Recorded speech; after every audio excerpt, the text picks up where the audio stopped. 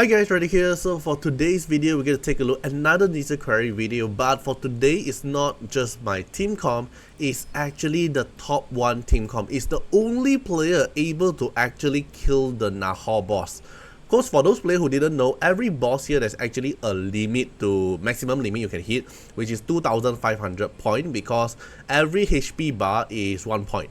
And there's 2500 HP bar for every boss here. Then for Nahor it's the same thing, but I don't think every other bosses here were actually able to kill it, and Nahor is the only boss who are actually able to kill it, and only one player so far, at least for my server, global server, there's only one player able to kill it. Okay, which is going to be Manto. So Manto is currently getting 2500 here because that's the maximum limit you can hit for a boss, and he's the only player actually able to hit it. Okay, then same thing for the group ranking. Personal ranking is actually the same thing, because when you reach the Overlord rank, the highest rank, then the grouping is everyone is in the same.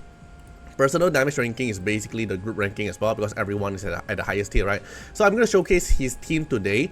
2500 point. He did not able to record the run because he did mention that he did a lot of RNG to actually manage to hit the perfect RNG run to get 2500 score.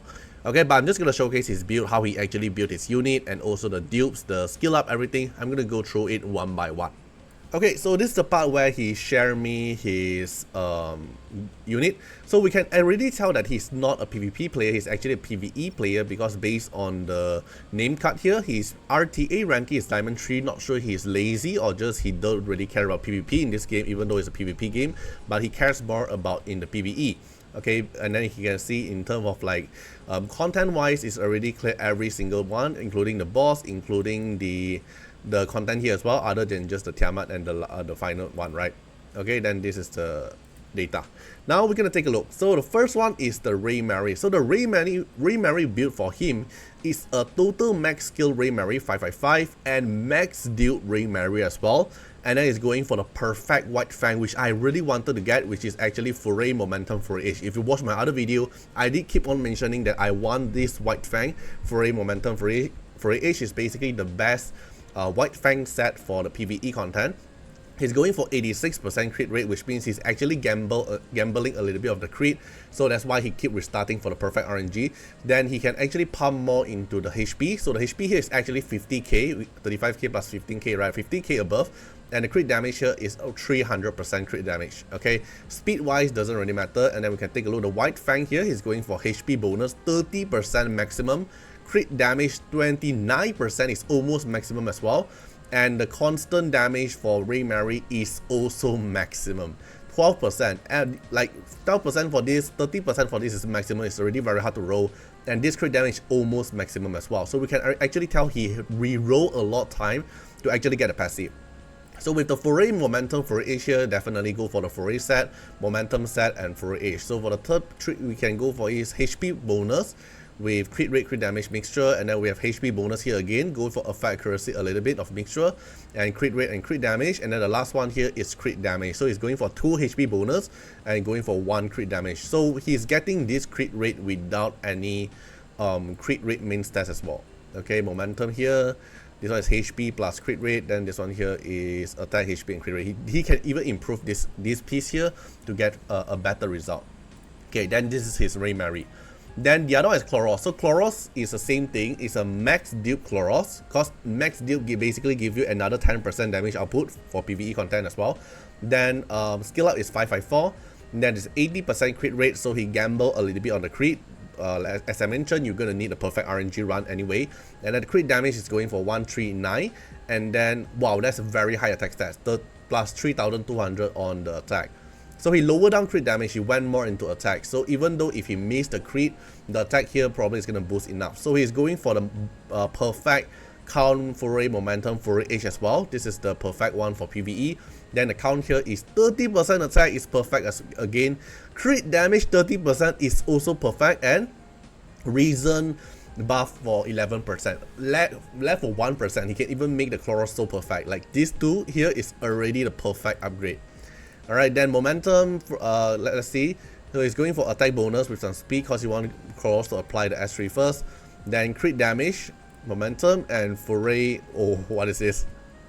attack yellow, okay, and attack bonus. So he focus more into attack instead of crit damage. Okay, then we can take a look. The rest here is also a mixture of crit rate and crit damage.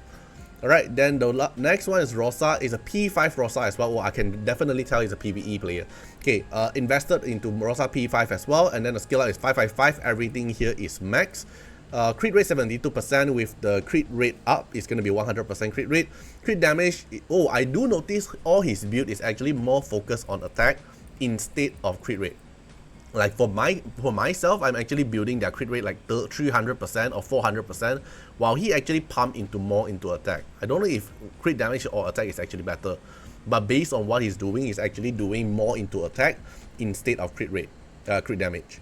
Okay, then he's going for Onslaught Foray H here for the Revelation Onslaught. This is, oh, I think he's actually abusing the Revelation damage, I guess. So the Revelation Shell, 30% crit, 30% attack again is perfect.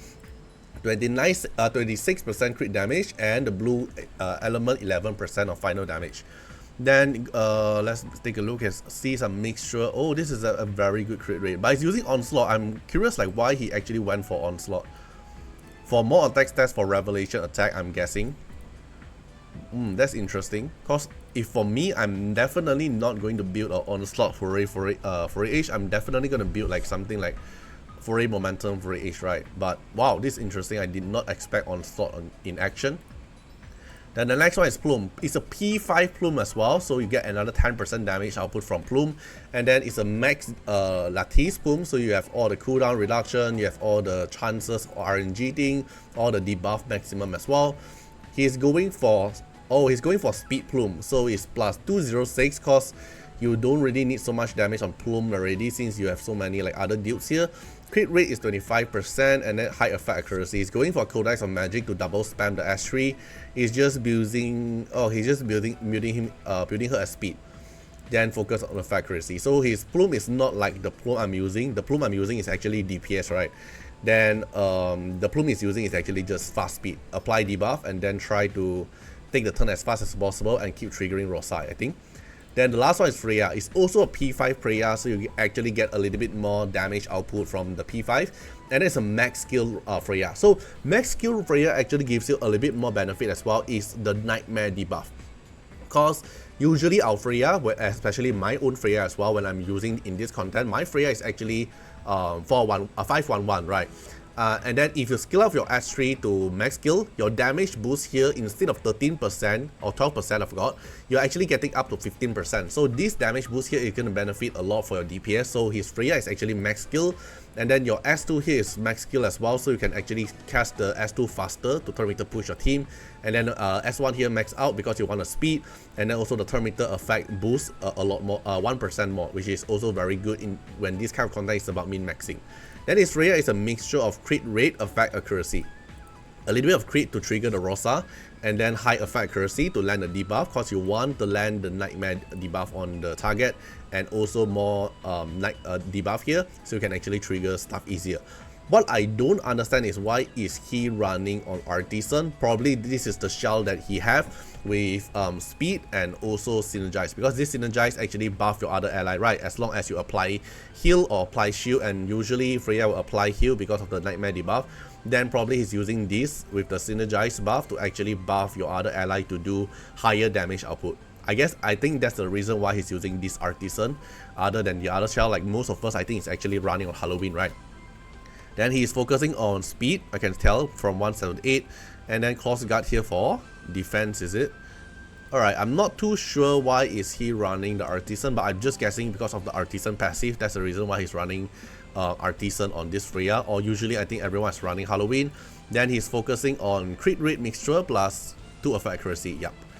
Okay, so I think in terms of supporter wise, we all already know how he actually we will actually build this kind of playstyle as well.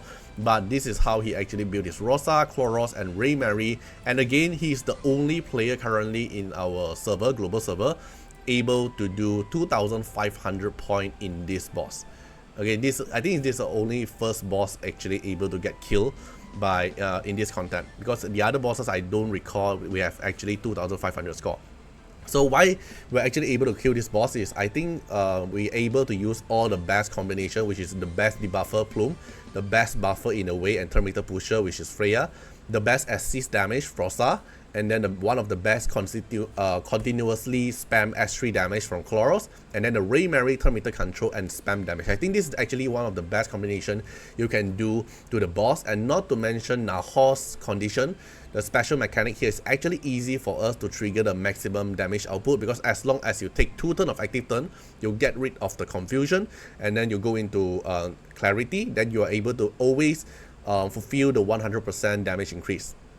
Unlike Rengokusu, is very inconsistent, because Rengokusu requires you to have buff. While your buff is gone, you need to wait the timing to rebuff, right? So a lot of condition stuff for you to trigger, and I think the Nahor one, easy to let you maintain your 100% damage deal boost from this condition, and then you get all the best setup for each element here, basically makes you the best damage output. Alright, and again, this showcase here, this video here is just basically showing how he actually cleared the boss with 2500 damage output score. Alright, hope you guys enjoyed the video. I'm actually impressed a lot with this player. He actually managed to do it, and see you guys in the next one. Bye bye.